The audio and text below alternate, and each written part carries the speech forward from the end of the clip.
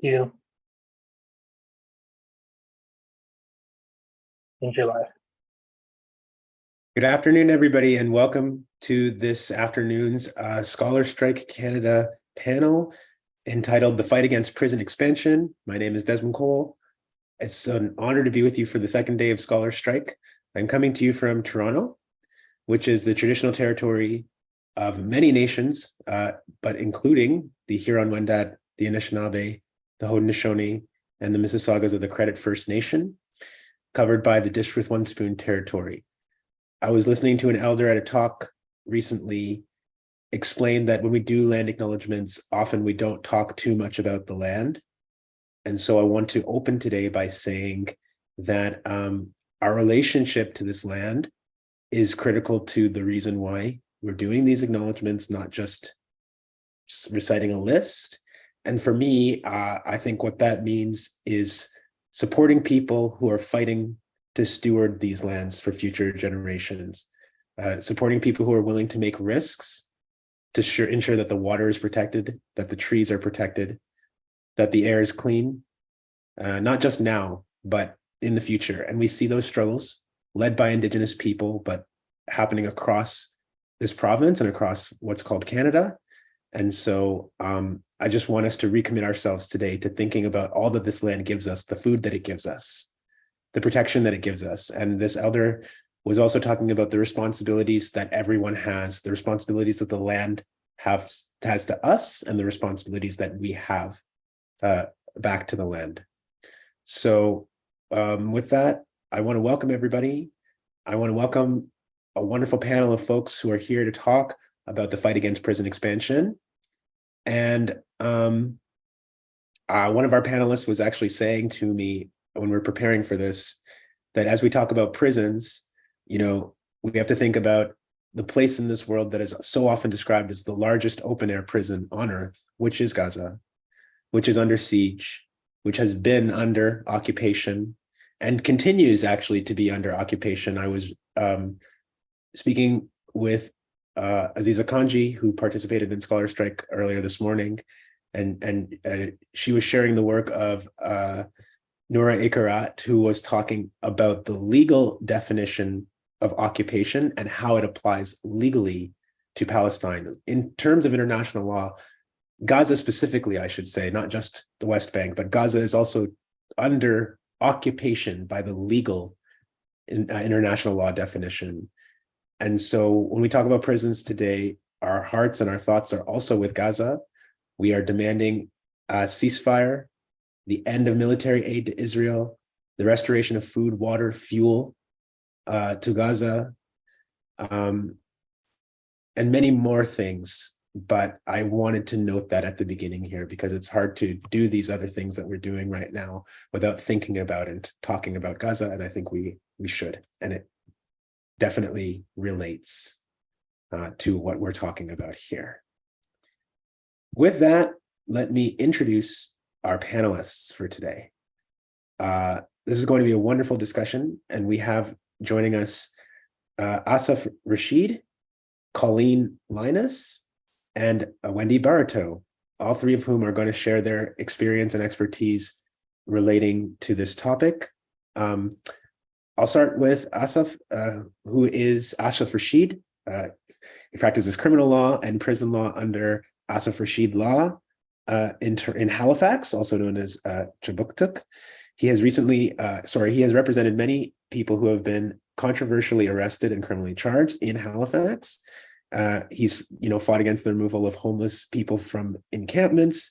He's a board member of the East Coast Prison Justice Society and a member of the Nova Scotia Criminal Lawyers Association. All of you guys are so accomplished that I'm not going to read all of your bios because I want to actually talk to you. But that's Asaf, thank you so much for joining us. Next, we have Johanne Wendy Bariteau. Well, welcome to you. And I lost your bio on my page. Just 1 second. Too many things open at one time.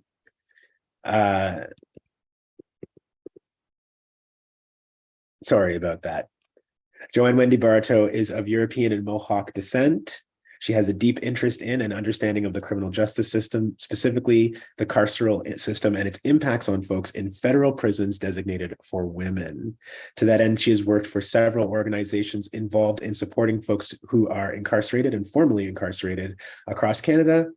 In BC, she was a board member at the West Coast Prison Legal Services and volunteered for the BC Civil Liberties Association. I could go on, but that's a little bit about Wendy Bariteau. Welcome to you. Thank you so much for being here. And Colleen Lynas. Colleen has a Master of Social Work from the University of Toronto and a Certificate in Human Resources Management from McMaster University. She spent her career in healthcare, half of it as a clinical social worker in oncology, palliative care, and psychiatry. She successfully transitioned to the field of human resources, working primarily in labor relations, and later returned to patient care as a clinical manager at the Hamilton Cancer Centre as a program manager with Cancer Care Ontario. But the reason we're really excited to speak to Colleen today is that she retired in Kemptville, Ontario, where she co-founded the local grassroots group, the Coalition Against the Proposed Prison, in 2020, following the Ontario government's announced plan to build a 235-bed provincial prison on farmland in Kemptville. And along with her coalition colleagues, she's been practicing the art of making good trouble ever since. We were hoping to be joined by another special guest. I don't know if he's going to be able to make an appearance, but for the moment, the three of us are going to begin. Colleen, I think I'll start with you. And everybody's going to have an opportunity to just give us a little opening reflection on this topic of prison expansion in Canada from the perspective of the work that you do. So Colleen, welcome. Great. Thanks so much, Desmond. I want to thank Scholars Strike Canada for the opportunity to be a part of this discussion today. And hello to everybody, panelists included, and everyone who's listening today. I'm speaking to you today on unceded and unsurrendered Algonquin Anishinaabe territory. Unlike my fellow panelists, I've come to the fight a little later. As Desmond mentioned, my story begins in 2020, August 27, 2020 to be precise. That's the day the Ontario provincial government held a press conference to announce its so-called Eastern Ontario strategy. A strategy to expand the number of jail cells in the eastern region of Ontario. In attendance were Premier Doug Ford, then Solicitor General Sylvia Jones, and our local Conservative MPP, Steve Clark, whose name will ring some bells for anyone familiar with Ontario politics. The strategy was to involve replacing one jail, expanding two others, and building a brand new correctional complex on farmland in Kemptville. Land that resides on unceded and unsurrendered territory and that had been the home of the former Kemptville Agricultural College. When making his announcement about the new prison, Premier Ford did not say a word about the people who would be imprisoned within those new and expanded facilities. Instead, promoting the strategy's role as an economic driver. Consider this quote from Premier Ford at the press conference. By making these important investments in Eastern Ontario, we'll upgrade our corrections infrastructure, better protect our correctional officers, and contribute to our economic recovery through these new construction projects. To be clear, he was referring to the economic recovery from the pandemic. Even as a pandemic was laying bare for all of us to see our societal failures to meet the needs of so many, including those populations disproportionately represented in our provincial and federal correctional facilities, Doug Ford's solution was more prison cells and lining the pockets of large developers and construction companies. Again, many will find that concept familiar. And it didn't end there. Politicians and senior members of the Solicitor General's staff repeatedly sold the plan as a great economic booster. Their sales pitch showed itself not to be true, but even the idea of making that argument that building prisons to lock up more people is an economic boost is distasteful, to say the least. This announcement came as a surprise to everyone in the community, including the mayor of North Grenville, the municipality that includes Kemptville. Not only had she and council not been consulted, but they only learned about the decision a few days prior to the press conference and were sworn to secrecy until the announcement was made. Needless to say, no community consultation took place. Within months, I and a small group of other local residents formed CAP, a grassroots community group devoted to stopping the construction of the Kemptville prison. So the lack of transparency and the failure to follow basic democratic principles, building on our ever-shrinking farmland, and expanding and promoting the message that increasing our prison capacity would improve community safety. These were all the drivers that had us inspired to do the work that we did. We held public information sessions and rallies, distributed a community flyer, spearheaded letter writing campaigns, supported community members in access to information requests, made delegations to council, engaged local, Ottawa, and provincial media, and more. And as Desmond said, we've sought to make some good trouble along the way. Partnerships and collaborations have been our most successful strategy. When we were advocating to the Minister of Agriculture to stop the transfer of the land to Solgen, Ministry of the Solicitor General, the National Farmers Union of Ontario, Canadian Organic Growers, the Ecological Farmers Association, and others joined in the fight.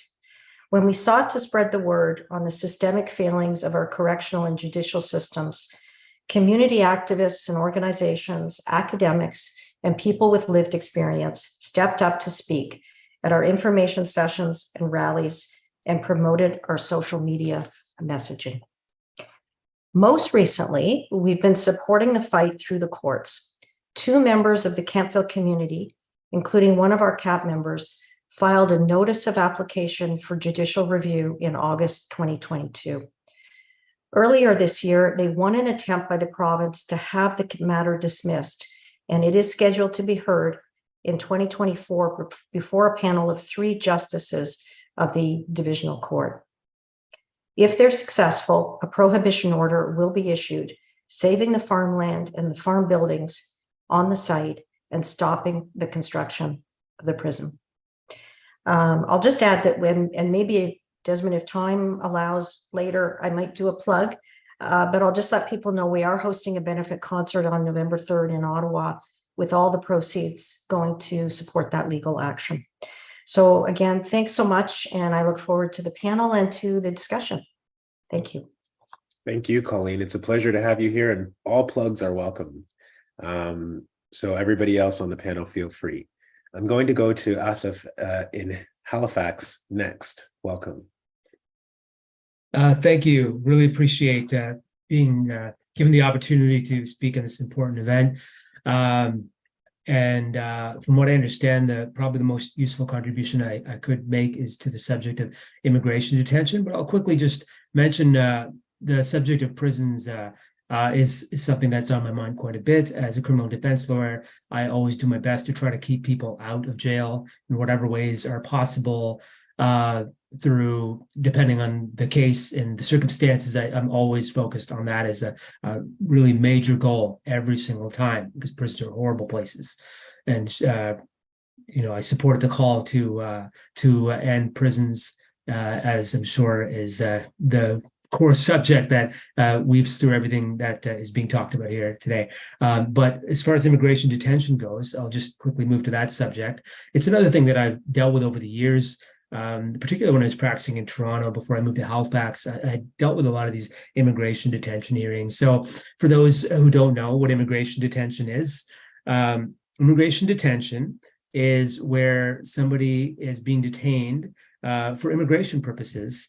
And the reasons that are given in the law for why someone is being detained for immigration purposes include that they're unlikely to appear for an immigration proceeding because maybe they've had a history of not showing up to an interview or another hearing or something that they were asked to show up to. Their identity couldn't be established. Their identity is unclear. So they're detained simply because their identity is unknown.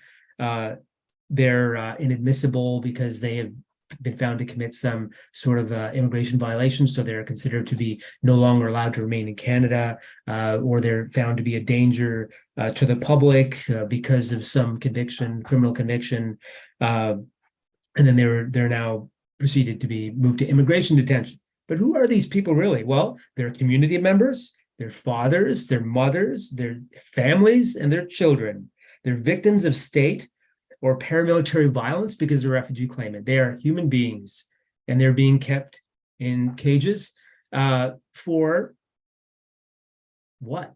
For what exactly? Because they've been determined to have committed some violation of immigration law. In other words, a regulatory offense. They have not actually been demonstrated to have harmed anyone. Even those who have been convicted of an offense actually spent time in prison as part of a criminal sentence. This person has now been let out of jail for the criminal purpose for which they were detained, their sentence, therefore have been deemed safe, but somehow could still be considered a danger to society. So there's a bit of a contradiction going on between immigration law and criminal law, and they're considered to be unsafe and therefore detained in immigration detention. And for what? Oh, because they're being prepared to be deported out of Canada. So where have people been detained?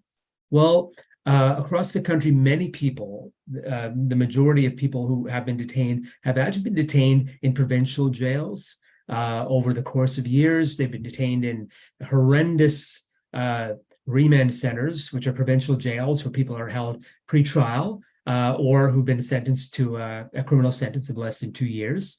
Conditions in provincial jails are well known to be absolutely miserable, and they're miserable in federal prisons as well, but they're known to be more miserable in provincial jails, more persistent lockdowns, lack of resources, lack of activities, the things to do, more miserable even than federal prisons. And people who are in immigration detention were being held in the same places as people who are detained either pre-trial or who were sentenced to less than 2 years. And why? Oh, because CBSA, Canada Border Services Agency, who's responsible for immigration detention, had contracts with provincial jails to keep people there. But what's the alternative? Well, the alternative are these places called immigration holding centers, which are jails. Let's just be blunt about what these are. You can put any spin on it, give it any name. It still has one thing in common with any other institution, whether you call it a penitentiary or you call it a jail or whatever you might call it. It's still a place where there are 4 walls and a locked door. You can't get out. So it's a jail. So immigration holding centers, there are 3 across the country, 1 in Surrey, 1 in Laval, and 1 in Toronto. And in the last year, there's been a cancellation of contracts between CBSA and provinces across the country. So Alberta, Saskatchewan, Manitoba, Nova Scotia, New Brunswick, Quebec, all either have or will be very soon canceling their contracts with CBSA. But what's CBSA going to do? They're going to move more people into immigration holding centers, and they're planning to expand immigration holding centers. What is to be done with immigration holding centers or any kind of immigration detention? End it. Absolutely end it. The whole idea of people being held in immigration detention for these arbitrary purposes of simply trying to uphold what exactly? I mean, if you really want to boil it down to what is exactly the purpose of immigration detention, it is to uphold this idea that there is something very exclusive about Canadian residency. So in order to preserve that, if there are those who Canada wants to try and remove, but they're not ready to remove them yet, they hold them in these immigration detention centers until they're ready to deport them, or in immigration detention until they're ready to deport them, because they want to preserve this idea that not everyone can come into Canada. Oh no, there are certain people that come in through the correct channels, and everyone else, you're out. And before we remove you, we might put you in this prison. So it's very important not to disconnect immigration detention from deportation, which is really the next step that Canada plans to take with anybody who's in immigration detention. They plan to boot them out and call it what it is. It's it's exile. That's another term for it, removing somebody from their home to someplace else, and they can't come back unless they make a very complicated application called an authorization to return to Canada. It's extremely difficult. But for all intents and purposes, the person who's deported is basically exiled. What about these people who are facing deportation? Who are they? Well, they're the people who were in immigration detention. A lot of people who are refugee claimants who failed their claim, and then they are now suddenly facing prospect of deportation, and is absolutely miserable. And I could talk about a very recent family I talked to, who I can't give too many specific details about, but I can give general context. This is a family who the father, mother have a couple of daughters, and they've been in Canada for years. And the father worked security in the hospital during COVID, during the pandemic, throughout the entire pandemic. And what did his wife do? Clean rooms at the hospital during the pandemic. They worked the entire time. In their own words, they helped to make thousands of people safe. They harmed no one. They helped plenty of people. They're very integrated in their community. So what's the reason for deporting people in that situation? Their daughters are, have been in school. They've been participating in community. They have widespread support. What did they do wrong? Oh, they failed the refugee claim. And they weren't able to succeed on an appeal, and because they now have not proven themselves to deserving of this exclusive club of being able to remain in Canada. Because of that, they must be deported now. But there's a good fight to try to keep them in, and I'm hopeful that they'll be able to stay. But they shouldn't have to go through this all. They worked during the pandemic in hospitals. So they were, according to Canada, heroes, apparently, but then they're also people who are considered disposable as soon as Canada is done with them. So deportations cannot dissociate that from detention. Even if Canada were to reduce immigration detention, these people who are subject to removal orders, even if they're not in detention, are still facing the horrible prospect of deportation. And for those who were criminally sentenced, served their time according to the criminal justice system, have proven themselves to be ready to be released, and then to be deported, that's called double punishment, and that shouldn't be happening. And it's been argued in courts, and unfortunately, courts have not been willing to listen to that argument, not yet, at least. But that's what it is. It's someone who's already suffered horribly, and then there's an attempt to step on the back of their necks as soon as you've kicked them down. I'm just going to ask you to wrap up. I'm done. I'll stop. Okay. Yeah.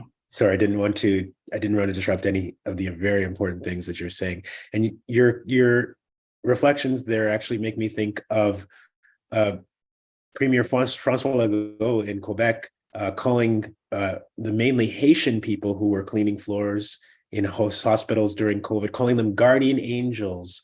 And yet these are people subject to deportation because they don't have permanent status. They don't have a pathway to status in Canada.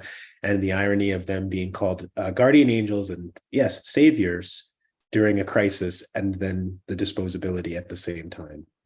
Thank you very much for those comments, introductory comments. We'll move to Wendy Bariteau now. Welcome, Wendy. Thank you so much for having me at this panel. Oh my God, everything everybody's been saying so far resigns. I'm like taking notes, and I'm like, okay. The prisoner industrial complex is not just a US thing. It's definitely here. And I find it very horrifying and scary for our future that anybody would mention the fact that imprisonment and the harm that all that do would be good for the economy. And that's why we should be building them and making them bigger. It's like, I'm going to date myself, but if you build them, they will come and they will be put in there. And it's been proven, the statistic of just Indigenous people in incarceration, when there was only the federal Kingston Penitentiary, the number of Indigenous people there was lower.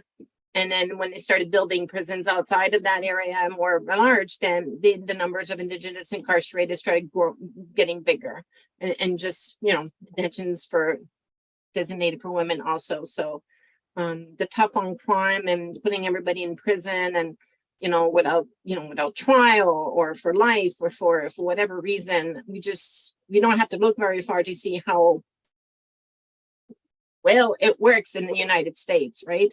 It is definitely an industry and money-making machine, and they're not solving their crime issue. So putting people in jail is definitely not doing whatever that they think it was going to do. And I'm heartbroken that the Canadian government thinks they can do better than the United States when they go tough on crime, when there's so many other countries and issues that, could be done. An average federal detention for women is $170,000 a year average that it costs taxpayers. Take half of that and put it in social programs to prevent any harm that could happen to get somebody to that state, and you've just saved everybody, society, the person that's incarcerated, the victim, whatever, like tremendous harm and money and time, and your society is much better. It's starting to be a trend in Canada building prisons. In this issue, the Prison Tanguay, which is a provincial prison for women, is being rebuilt on the site of the old provincial prison for women. Tanguay, when I was there, was a very old, moldy, rat-infested, gross place to be, and it was practically illivable anymore. So when the federal institution at Leclerc, when the Fed said, "Oh, this prison is no longer good for federal incarcerated peoples. Let's give it to the women's provincial prison and put them in there," which now are living in horrible conditions. So they decided to build a new prison. So this for me is like where's my line and where can I maneuver that? Because I want everybody to be safe, to be not in harm's way, to have an environment that is a healthy environment. At this particular point in time, we can't stop people from going into provincial prisons. So how do I maneuver the fact that I want a world without prisons and justify the fact that I want an environment safe and good for the people that are actually going in? So I'm kind of like, but what happened with the Chinese, they're building more beds. They're not bringing the same amount of beds or less beds. They're building more beds because they want to put more people. They want the room to put more people on instead of trying finding ways of reducing the amount of people that are incarcerated. So I think that's conundrum. I guess that's the word. It's like very concise issue. I don't believe in building new prisons. And I don't believe in using them as an economic tool. Definitely. So yeah, that's my end. So we're trying to organize, people are trying to organize issues on the Tanguay. So there should be look on the sites, and I'm not going to plug anything. We don't have anything yet, but we're trying to organize something in the same effect that they're doing in Ontario to try to, at least reduce the amount of cells, basically of cells that they have, and trying to get the government, to reduce the amount of people going in jail. Right? I mean, I'm hearing the federal government saying, "Oh, let's sentence people to life in prison in maximum security now." So it's not no longer you have a life sentence, but now you're gonna have a life sentence in maximum security, which is inhumane, which is pretty much the same pattern that the United States are using, right? So I don't want to go there. Thank you so much, Wendy. And you talk about this kind of parallel work of, on the one hand, saying that prison is not a place for people, but recognizing that while we still have them, people have to fight in order to make them more livable than they are right now. And I think some people think that that's a contradiction of sorts, but I appreciate you drawing out how that is kind of simultaneous work that is happening. It is. And then sometimes it's very complicated. It's like, but nothing in life is black and white. There's like different shades of gray. No pun intended. Everywhere. So now that you've all had a chance to introduce, thank you so much. And we all like to say as moderators that we want you to jump in, we want you to respond to what you're hearing from other people. And I think polite Canadian society tells people that you're just saying that, you don't mean it. It's way better and more interesting for people and engaging when you do. So I really mean, when you hear something that strikes you, I'm the moderator, but you don't need me. Feel free to jump in, feel free to add on, feel free to ask if you can add something. We're all here to converse and share. So now I want to go around, and Colleen, I'll start with you. Like, what is it that you have learned in your work about jail and prison specifically that makes you fight the way that you do against expansion and, against the institution more broadly? Like, what is it in your experience that has really just informed you about taking these kinds of actions? Sure, that's a great question. Thanks, Desmond. I came to this in 2020 with, I consider myself a progressive person because I'd worked in social work. Obviously, I was sensitive to the fact that there's so many factors that are systemic in nature that really take a toll on the opportunities that people have. But I honestly, as it most people really in Canada, unfortunately, don't spend a lot of time thinking about prisons and the people who are imprisoned in them.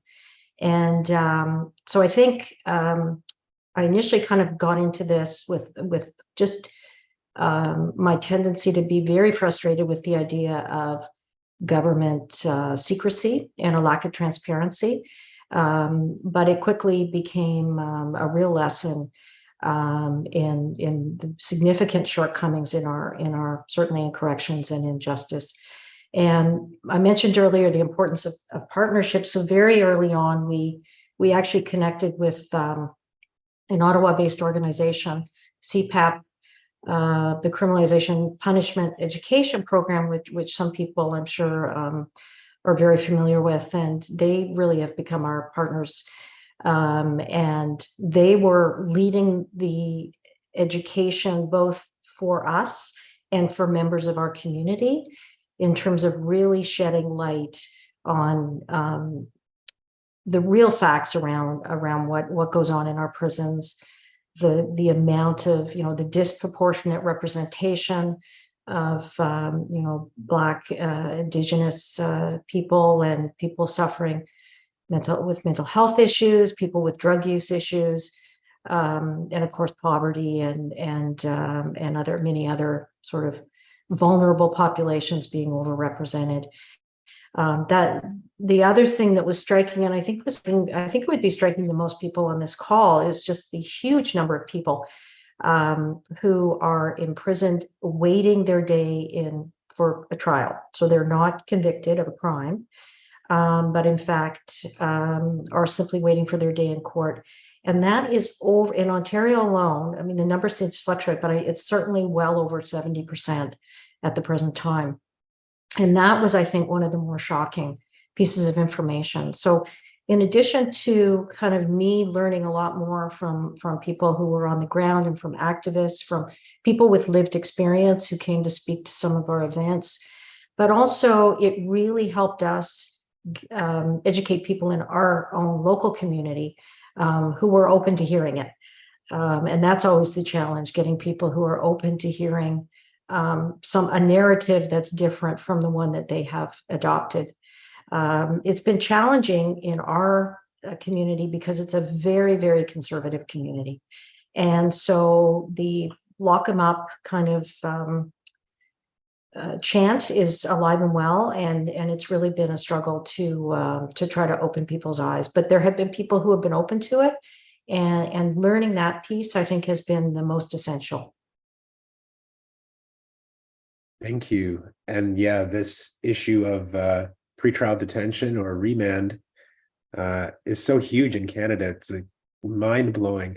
And it's tricky because on the one hand, I don't want to draw a sharp line between those who've been found guilty of a crime and suggest that they should be incarcerated versus those who have been accused of a crime and that they shouldn't, right? But it is staggering to think that in the law's eyes, so many people who are not convicted of anything are being locked up. And Asaf, that's the same when it comes to immigration detention as well, is that so many people who under the law's eyes are not guilty of something are nevertheless being treated as criminal. What got you into this particular form of legal defense? Well, I guess really the sense of injustice about so much of what I see going on. I mean, I wasn't motivated by some fascination, academic fascination with the law or the prestige of a lawyer. No, not at all. Especially, the way I do things is not fitting in with that particular status in society of a lawyer. But what really got me into it is this sense of injustice about what happens in the jails, criminal records, the effect it has on someone's ability to get jobs. So a lot of poor and working class people, racialized people facing other marginalizations, and the struggles that they have with the whole system.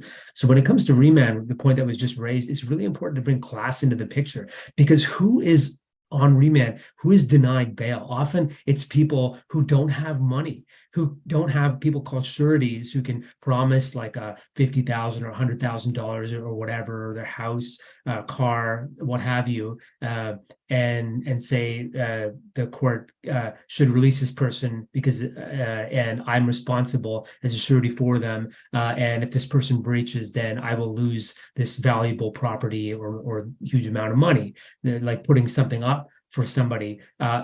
You have someone who has better connections to society, more status. They might be able to pull 2 or even 3 sureties, all promising a lot of property, and the likelihood of the court releasing that person is very high, unless the offense is super serious. But in the case of poor people, they might end up in jail simply because they can't find these people to promise a certain amount of property in exchange for their release, as kind of a guarantee for their release, which is what a surety does.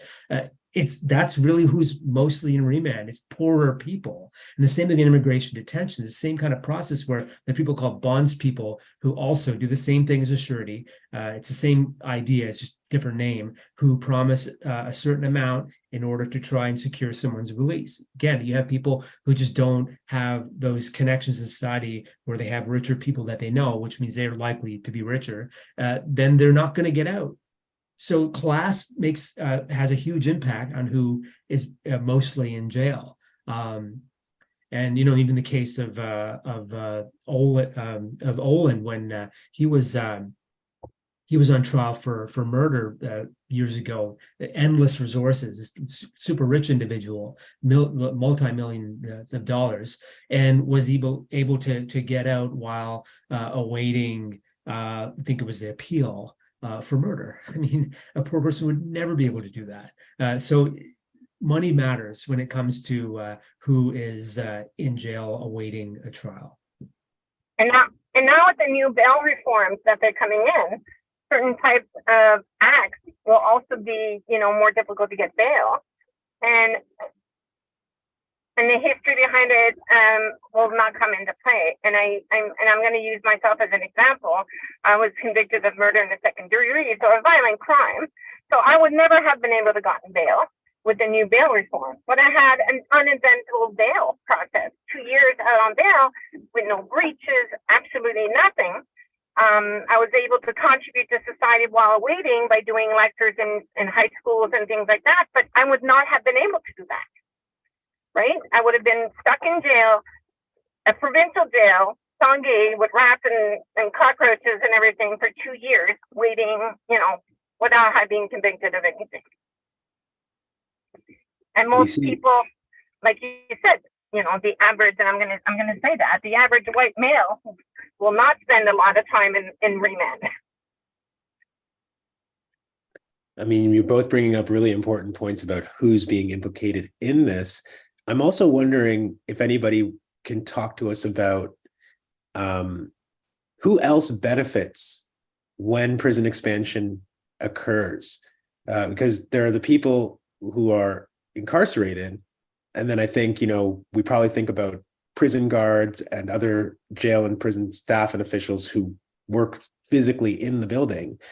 Who else is part of what's called the prison industrial complex, because it's not just jails and the people who work inside of them. So who else is benefiting from not only the existence, but the potential expansion of these facilities? Well, certainly, sorry, go ahead. I think Wendy. Why don't we have... I'm going to say something that it's not very PC, and then I'm not saying it and I want to make sure that people understand that it's not nothing bad, right? But I think that our society is really based on revenge, right? Is we take people out of society for a so-called crime or something they did bad and put them in jail.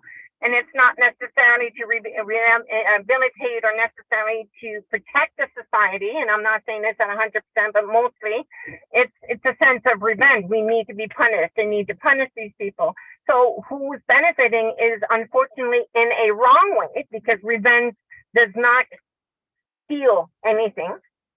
Revenge doesn't. Forgiveness heals. And I think everybody can transformative justice and restorative justice.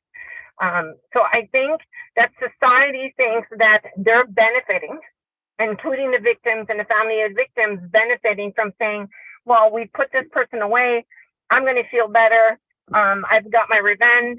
And unfortunately, that's the narrative.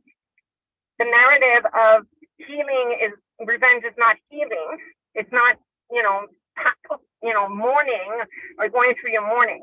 So I think society is falsely thinking that they're being protected and it's going to help them. Go ahead, Colleen.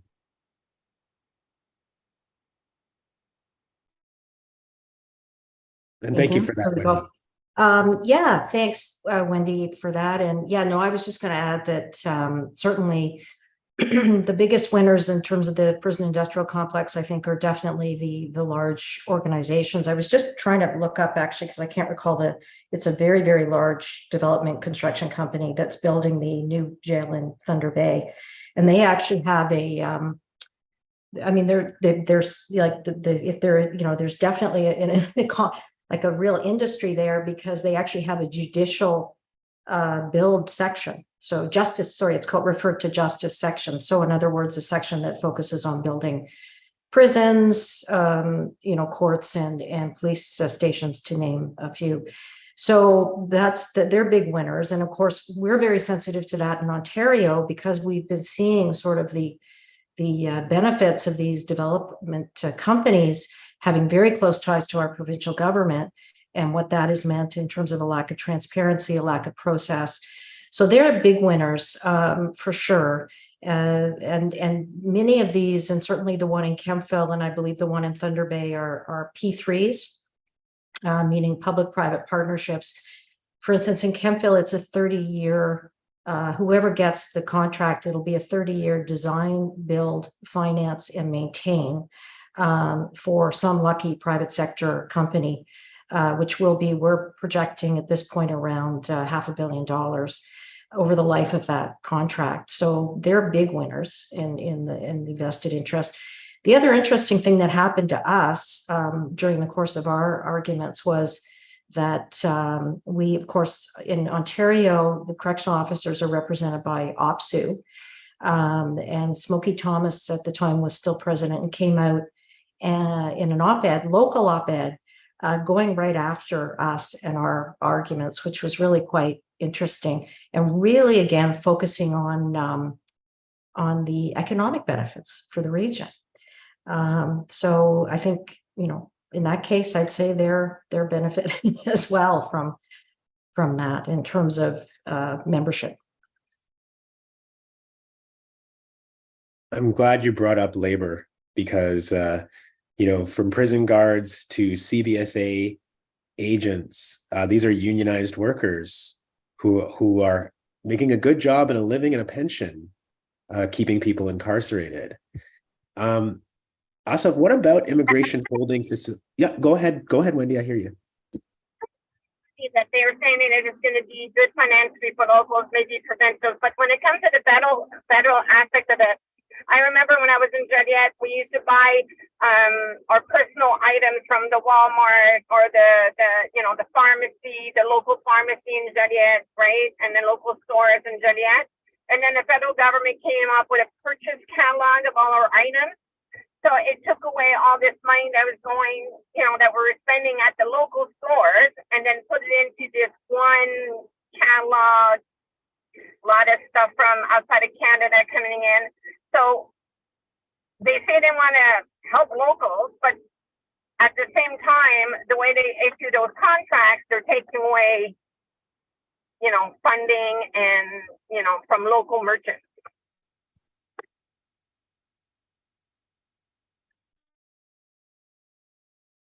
Sorry, my mic was off. Thank you for that, Wendy. I think it's hard for us to see and imagine these things, right? Because the nature of prison and jail is such that we don't see it to begin with, but then we don't think as a result of that of all of the inputs and all of the restrictions that are in addition.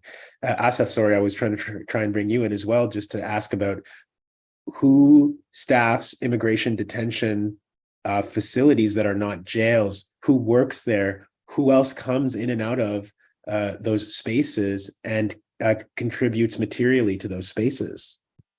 Well, I mean, immigration detention centers, yes, CBSA would be, they're responsible for immigration detention. So even in provincial jails, they're the ones who are subcontracting out to provinces and remand centers to deal with it. But the immigration holding centers are run by CBSA. So yes, there are people staffing it and all that. And there's contracts for building these centers. So there's money to be made there. But I'd say that's not the primary reason. The primary reason for immigration detention from an economic point of view, from the Canadian government's economic point of view, is that it's supposed to instill fear in people that are in Canada or are on their way to Canada about what happens if you don't follow immigration rules, in order to pressure more people to, instead of, let's say, perhaps defying immigration rules and just existing in Canadian society without necessarily complying with whatever rules and regulations there are, the fear that that CBSA intends to instill in them, that they will do everything they need to do to make sure they apply for their new work permit or study permit, which all cost money, and then do things in the so-called correct way, work the shitty jobs on their way to try to get PR, which of course benefits the capitalists all across the country, to have workers who are more in fear working these jobs, who perhaps might be working unpaid overtime or things like that, and it benefits the economy when you have the further way more extracted from these individuals. So I think that immigration detention being one of the greatest weapons that Canada can use to try and scare those in Canada from perhaps not following the rules, that is, I think, the major economic driver for having such weapons as immigration detention and deportation. And I'll say the same thing with the criminal system as well. Like with the jails, what's the big picture? Why jails? How does it make sense in this capitalist society? Well, who are most of the people in jail? They're not rich. Most of the people in jail are poor and working class people. They're closer to the bottom. So many people that get criminal charges have to go through legal aid because they can't afford a lawyer. I see this in my own work, and it's the people who kind of fall off. And the big picture is you have jail as this mechanism through which there is fear instilled in the whole population, the whole working class population, and population that is not working at the time or unemployed, of what happens if you fall out, what happens if you don't follow the rules of capitalism, and do your best to work your bad job and keep working it, and don't do anything that's deviant, but just exist within capital society in such a way that you help reinforce the conditions conducive to mass expansion of profits for the ruling class. And prisons exist within a large ideological system that we live in, which is a capitalist system. They exist to reinforce the system, and I'll say that's a big ideological driver for prisons. Wendy, I see your hand up, but before I come to you, people might have noticed at some points I've had my head down. I'm not trying to be rude. I have been trying to make an arrangement to hear from a very, very special guest who I'm understanding is on the line now. And I am going to introduce him because, we can't have a conversation about prisons and jail and incarceration and prison expansion. Wendy, I see your hand. Without hearing from people who have lived it. And I really appreciate and honor Wendy for telling us about your own lived experience with this issue.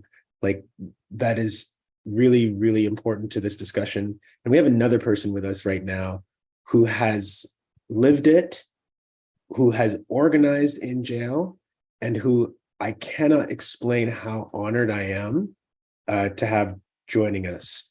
Randy Riley's on the line. Randy is a prison activist and writer from Lake Loon, Nova Scotia.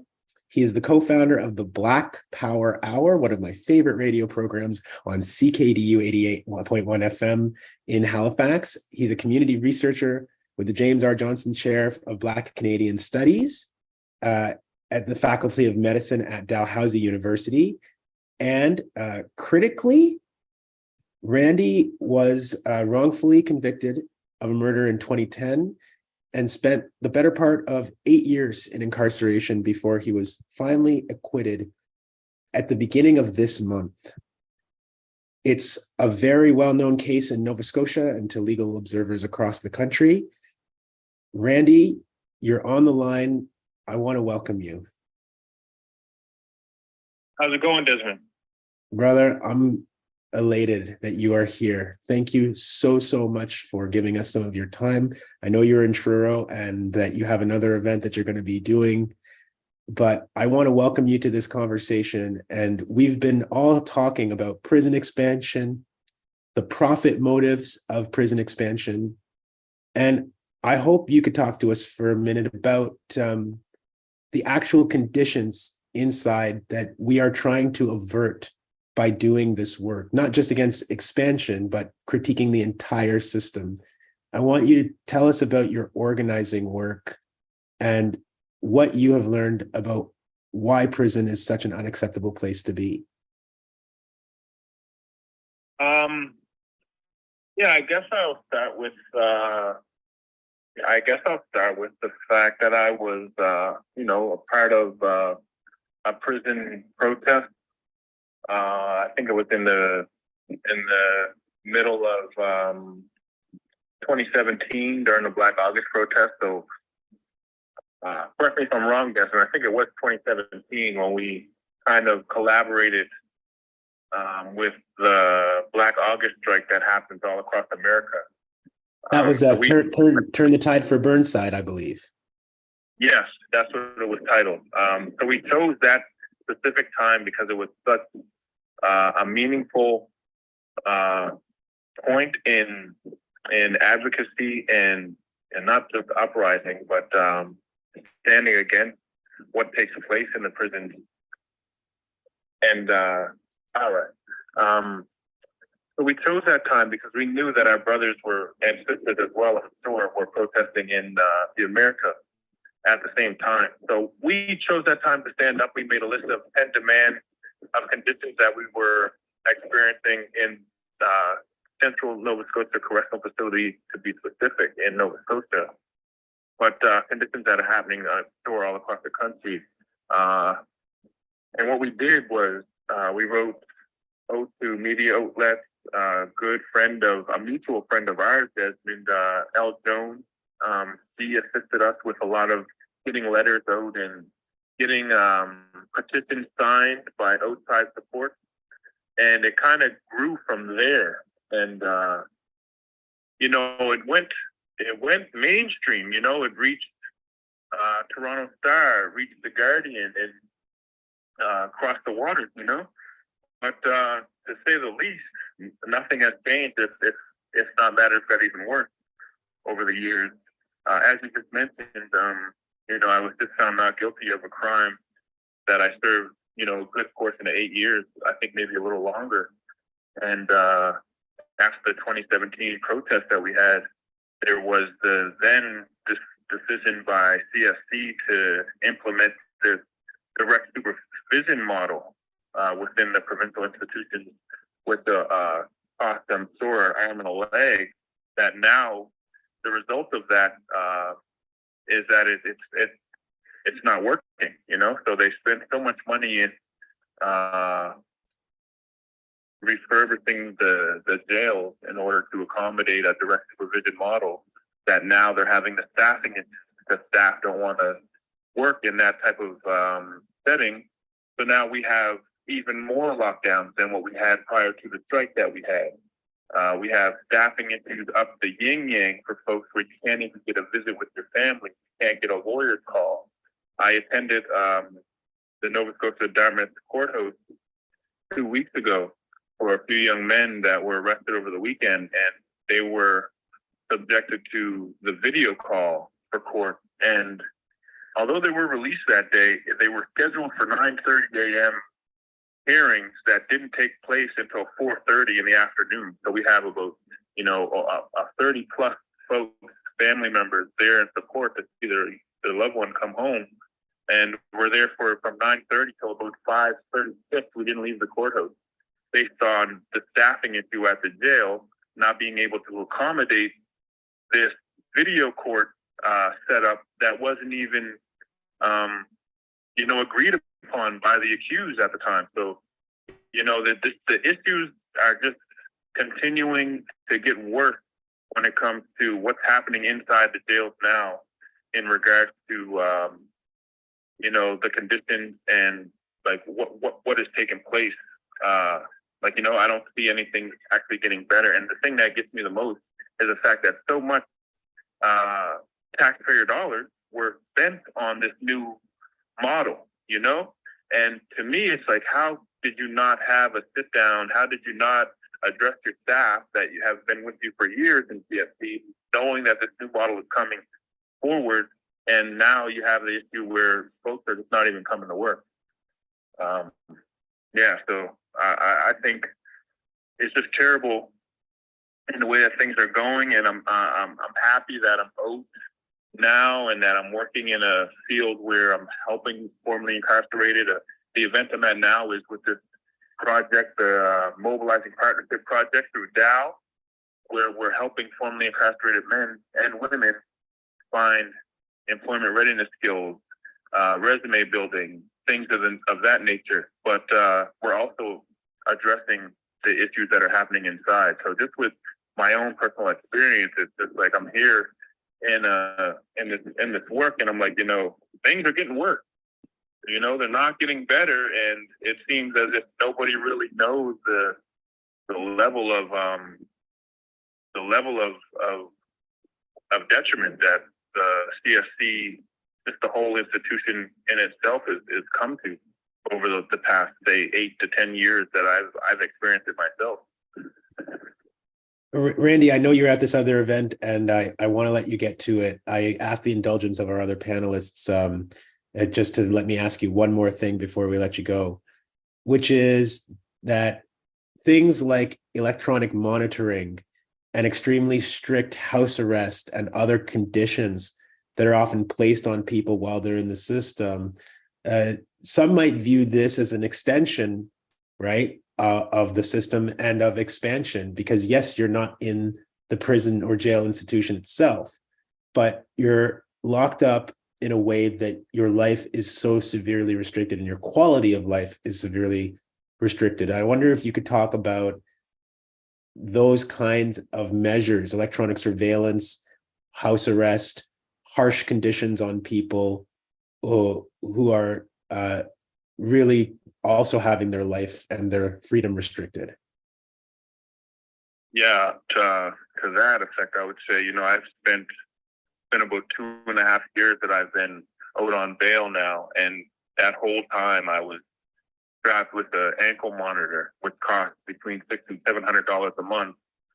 That you know, it just and on the 24-hour house arrest as well. So it's like, you know, you have house arrest, you have the RCMP checking in on me daily, and then, you know, so it's kind of redundant to also have me, and I had a lot of support through outside groups and friends that supported me in funding for this bracelet. Because I mean, it's not something that's actually feasible for somebody just coming home from years of incarceration just receiving part-time work that I'm not even allowed to go to. You know, it took me months to fight with the court and asking them, like, you know, I have a job that's willing to hire me and have me on board, but like, you have to give me some hours to go in to work, you know, in order to make some money, some income, in order to pay for, like, you know, expenses, and not only that, but also for the ankle monitor. So I think the restrictions around you know, the ankle monitor situation is just, it's strenuous on the mind. It's hard to really deal with mentally. Like, you know, you're just coming home, you're trying to go through that whole transition, that reintegration process. And then you also have these serious restrictions that are keeping you from work, keeping you from, like, your family. You know, it's up until a few weeks ago, I was unable to even walk my kids to school, you know? And even though I'm allowed to own a company of sureties, I mean, they have jobs and work and responsibilities that they need to take care of. So it just makes that whole reintegration process that much more harder. And I'm sure in certain cases, it may be something that works for some folks, but definitely not all. We hear you. Randy, I'm going to let you go. I cannot tell you how overjoyed I am, not just that you joined us, but that these charges against you have been dropped. I know we can never give back what's been taken from you, but we are grateful for the work that you continue doing out on the East Coast. And real soon, I'm going to see your face and give you a big hug, bro. Most definitely, man. I look forward to it, and keep up the great work, man, because you are an extension of us here back home. And, you know, I hope and pray that I will, at some point in time in my life, become an extension of you here for you back home, because our work is tenfold, and it works together. Like, you know, this is not just the East Coast problem. It's not just a Toronto problem. It's not just a Canadian problem. You know, there's CSC across the country, across the globe, and all these same restrictions, these same barriers and issues that we're discussing here, and other folks may mention before this panel is over. You know, I mean, it's oppression at its finest, and it's modern slavery. There's no other way to look at it, you know? But thanks for having me. I'm happy that I was able to get you by phone, even though I couldn't get through on the Zoom. Great work, and I look to catching up and seeing you, man. I can't wait, Randy. Take care of yourself. All right. Thank you, Randy. I'm sorry, I also have to leave, unfortunately, but I just want to touch base with those ankle monitors and outside options, like outside of incarceration options, which can be very restrictive. But the whole point of having an outside monitoring is and not keeping people in jail is so that people can still be, and I'm air quoting here, productive to society, and then still have contacts with the community and contacts with their family, and, you know, trying to make the whole process as harmful, as harmless as possible. And that's not what's happening. That's not what's happening at all. So the whole reason behind that is actually not being upheld or not being, you know, put forward at all. Listen, thank you so much for having me. I apologize I have to leave early, but unfortunately, them's the breaks. We're so grateful for your time, Wendy. Thanks for joining us today, and be safe. Yeah, and one little last thing also. We're talking about building new prisons and stuff, and we have to think about labor.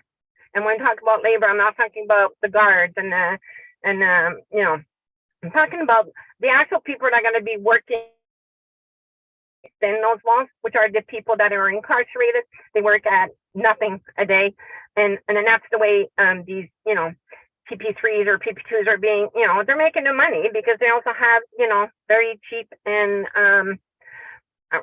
you know, labor, right? And they're not even considered employees. So they have, you know, hardly any rights when it comes to that. So that's also important to think about.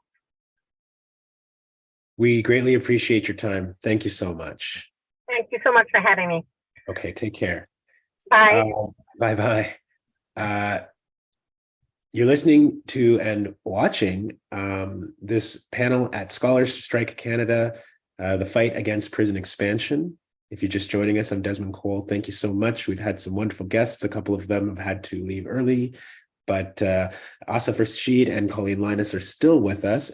Colleen, I'm sure in your struggle against the proposed prison in Kemptville, you've encountered people in your community who think that this will be advantageous, that it will bring economic prosperity and that that's a good thing, it'll bring jobs, but also maybe we need somewhere to put people when they engage in what they call crime. How do you engage people in your community with those ideas and with those feelings? Yeah, that's a great question. And we do absolutely both of those factors. I mean, I think there's sort of three key messages that we hear from people. One is, well, you know, right now the Ottawa Carleton Detention Center is a very old, rundown facility. And this was designed, the one in Kemptville, to take some pressure off that. But there's no plan to close the Ottawa facility. There is some plan to do some renovations. So people do see it as a chance for prisoners to be at least in a new facility. The other factor is we've always fought from day one on the economic benefits. And unfortunately, what happened is that our own mayor, I think she misunderstood the government's talking points, but anyway, started touting 500 new jobs for our community, which was never the case. And then all these spin-off opportunities. If you look at the literature, it doesn't really, it's certainly a lot of literature's out of the States, mind you, of course, but because they were known for going into small sort of, often poor communities and trying to sell prisons as economic benefits. So that's been a tough one. And then the third is the real hardliners who you really can't speak to, who simply want to see the punishment, who don't really see the humanity in the people they're talking about. Those folks are very, very hard to reach, obviously. But we've tried to emphasize that the system itself is toxic. And so, you can build a new building that looks somewhat better. You can, have new cells that have more room. But it doesn't change the toxic culture, both within the institutions and then within the broader system. And that requires, rethinking our views about incarceration. And some people are open to that. But it's a challenge. Absolutely. It's a big challenge. Asif, thank you so much for that, Colleen. Asif, the conversation had a piece from this summer, and the piece was entitled "Immigration Detention Continues in Canada Despite the End of Provincial Agreements." And so this has been referenced already, but many provinces, have ended their agreements with CBSA to do what you were saying, which is basically use jails as a subcontracting place to hold people on immigration detention. And so Alberta, Saskatchewan, Manitoba, Nova Scotia, Quebec, New Brunswick, and Ontario have all canceled these agreements. But the article also tells us that, for example, between 2019 and 2020, 8,825 people were detained, including 136 children, 73 of whom were under the age of 6. The only way we can have immigration detention is if people are coming here seeking asylum and making claims. Where are the people that you work with coming from primarily? Where are they running away from, and what kind of conditions? Well, refugee claimants, I mean, they could come from any country, but really the countries that you see people coming from are countries that suffered from colonization at some point or still are. And you have situations like, I just list different countries where you see people making refugee claims from, many African countries, from Nigeria, Ethiopia, Eritrea, India, the different groups of people that are in situations of great deprivation and are targeted for basically who they are, but they're predominantly racialized people. I mean, almost all refugees are racialized people, and that's very important to point out. It's and there's a long history, obviously, of like why are they the racialized people who are facing conditions of utter deprivation in so many places? It's a long history, and it's a history of colonization. It's a history of rich countries exploiting poor countries and putting populations in conditions of economic marginalization and creating greater conflict in these countries, possibly selling weapons to some entities in various countries that are used against certain populations of those countries, creating refugees. So there's a whole lot to talk about why are refugees produced from certain places, but really the driving forces are colonization and ongoing imperialism by countries. That the U.S., for example, look at Iraq, look at Syria. I mean, you can keep going. Just like war and imperialism is such a fundamental part of reinforcing conditions where people are displaced and then need to seek refuge. So those are the conditions, and yeah, so much of it has to do with the actions of countries like Canada, the United States, like your various European countries. Yeah, I mean, I don't know what more to say than that. I think that's really the best explanation I can give from where the refugees come from. So I have an interesting question for each of you. I mean, maybe you will determine in the audience whether it's interesting, but the question is that we all know in these conversations that people are very quick to ask the question, well, where will they go then? You guys want to reduce, or in some cases even abolish, these institutions. Where will they go? I'm not going to ask you to that question because I'm sure you're tired of hearing it. But what I do want to ask is, how does the definition of crime inform that question? Because I feel like depending on what you think crime is, that will really inform what you think a person deserves to lose their freedom for. And so how does your understanding of crime fit into this conversation about what to do with people who have broken the law or broken the social contract? Let me go to Colleen first. Oh, thanks, Desmond. No, that's a great question, but it's a tough question. Absolutely. I think what has struck me, and so as I said, I mean, I confessed I didn't give a lot of thought to, certainly to sort of the systemic piece of incarceration. And just as I started to learn more, and you look around the world, you look at dictatorships that, crime in certain countries is the way a woman might dress in public. So the establishment of what is considered crime within a society in many ways can be arbitrary.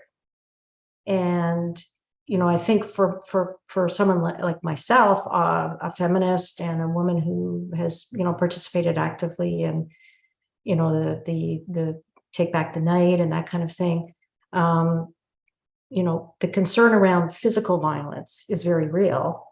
And there are, I personally think there are some people who are, maintain themselves as a danger to society. And so for those folks, I don't know what our answer is other than some form of incarceration. But what I've learned is there's so many other people, and we're talking about, it doesn't even have to be necessarily a nonviolent offense, although there's many people with nonviolent offenses who are incarcerated, which I think is particularly primitive, really.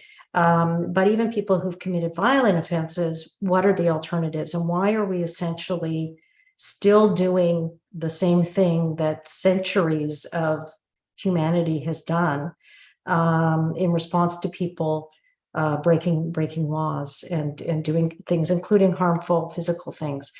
So I think that's what I've really struggled with, and where I've kind of believe that there's so much more opportunity for people to heal and to grow outside of the the criminal justice system, and particularly outside of prisons. One of the things that, hearing Randy and hearing Wendy, of course, people who've experienced incarceration, what was really powerful for me, and what was really powerful for, I think, people who came to our presentations and rallies, is hearing from people who had experienced, either been incarcerated or who had a loved one who'd been incarcerated. And those stories are the more powerful. And I think the ability to humanize people is the most effective means to certainly open my heart and open other people's hearts to the fact that we're really just punishing sometimes for the sake of punishment, and with no discernible value to society at large, I would say. Thank you. That's so thoughtful. Asif, what do you think on this question? Well, I like to think about where does the so-called crime come from, and it thinking about just like in the Canadian context where there's such a huge disproportion of Indigenous people and Black people who are in prison, and such a disproportion of homeless people or people recently homeless who end up in prison, people with mental health conditions who end up in prison. You get a bit of a picture of what's going on. There's a lot of intergenerational trauma that's associated with violence, where someone who's grown up in violence or various states of deprivation, and this is the case of a lot of Indigenous people, where generations suffered through residential schools. There's intergenerational trauma and recycling of violence through communities as a result of that intergenerational trauma. There's also over-policing of Indigenous communities and Black communities and certain other communities that also results in police putting more attention on certain people and then ending up more criminalized and having to deal with the system more. But also the intergenerational trauma. It's like there's kind of a production of violence, a production of call it a certain social friction with normal functioning or functioning within society in a way that's conducive to strong community relations. There are people that may have friction with that has a lot to do with their past and certain struggles they've had in their past that come to the present. And so I don't think, and there can be any serious discussion of so-called crime without that.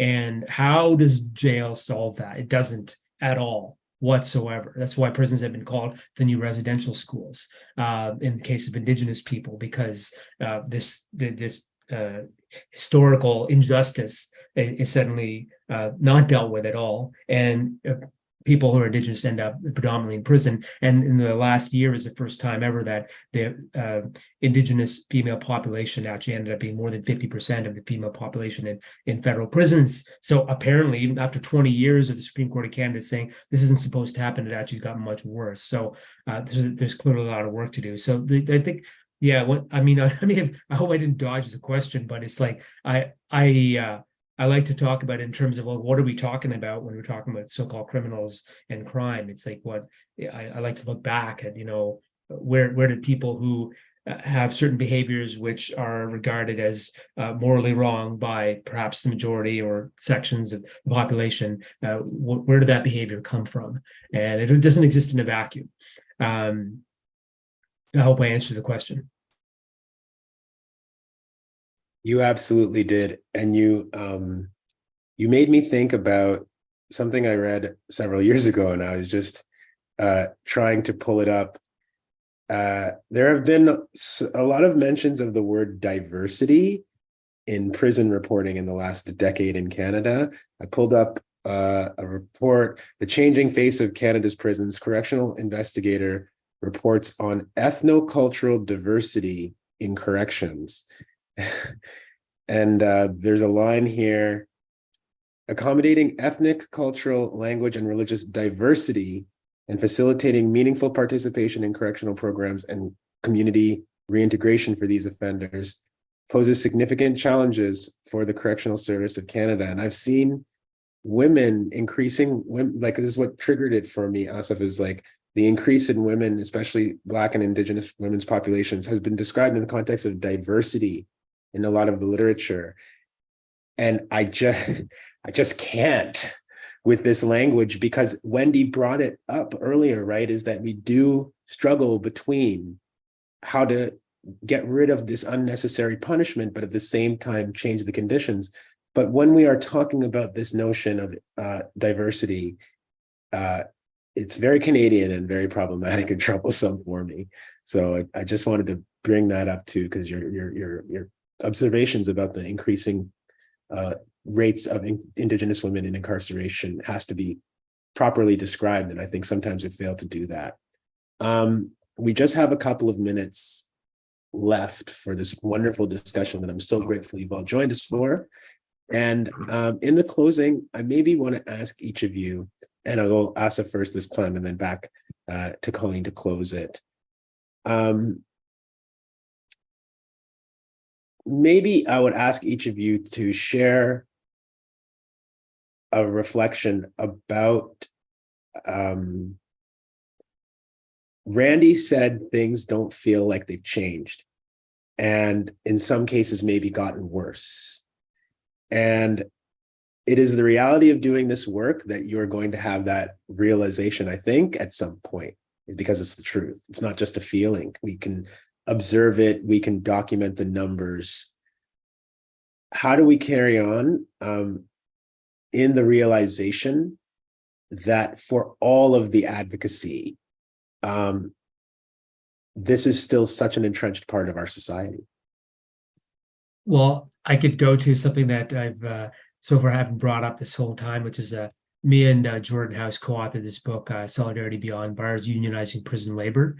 And so many people in prisons work, predominantly the federal system, but there are also those in the provincial system work as well. And so the subject of this book is really about power. It's about an inclusive labor movement and about prisoners being part of it, prisoners who work. And we consider it potentially like a game changer, where if prisoners who work can successfully unionize, in this case, the employer is also their jailer. So when it comes to their working conditions, their living conditions are right beside that. So there's the potential power to be able to have this legitimate organization through which they can organize to improve their working and living conditions that the administration is forced to recognize because the law forces them to do so. And it's a way that you can have continuous organization without sputtering out, where there's a body like a local union local, which continues to exist and can continue to fight. And not only because we don't want to see any kind of expansion of prisons or anything like that, but if prisoners can alter power dynamics within the prisons, it can be a lever with which they can force decarceration in a sense where it becomes less control by the administration over them and more costly to incarcerate them.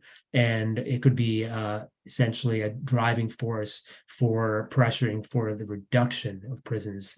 And of course, in the meantime, the improvement of conditions in a way where there's a connection between people in prison through the labor movement and people outside of prison through the locals and unions outside of prison.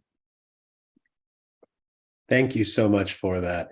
Colleen, your reflections on building power in this movement in some really, really bleak times.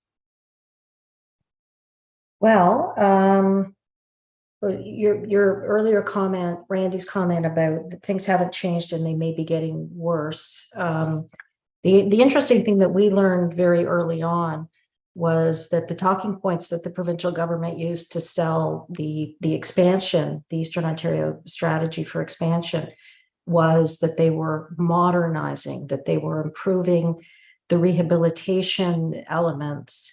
It was a real sales job for sure. And because we had, connections with the folks at CPAP, we quickly learned that this is what they had said 30 or so years ago when they built the Ottawa Carleton Detention Center.